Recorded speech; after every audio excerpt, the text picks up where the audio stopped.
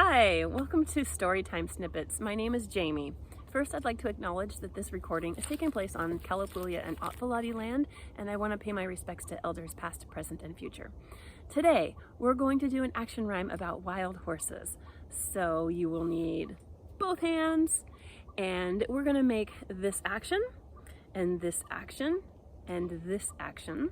And as we make this action, we get to make a silly sound with our mouth. My silly sound is we're also going to be counting backwards. So here we go. 10 wild horses came to town. 5 were black and 5 were brown. They galloped up and they galloped down, and then they galloped out of town. 8 wild horses came to town. 4 were black and 4 were brown. They galloped up and they galloped down, and then they galloped out of town. 6 wild horses came to town. 3 were black and 3 were brown.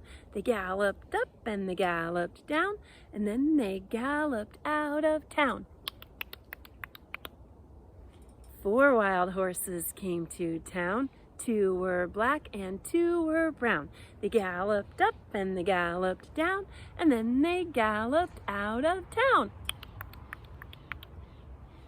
2 wild horses came to town. 1 was black and 1 was brown. They galloped up and they galloped down, and then they galloped out of town. No wild horses came to town. None were black and none were brown. They didn't gallop up and they didn't gallop down. They didn't gallop out of town. What I like about that one is you can make as silly sound as you want with your mouth when you gallop those horses out of town. And you can also build that parent-child bond by really interacting with your child. Maybe you will gallop up your child's body and down your child's body, and just be silly together as you do that action rhyme. That's all for today. Bye.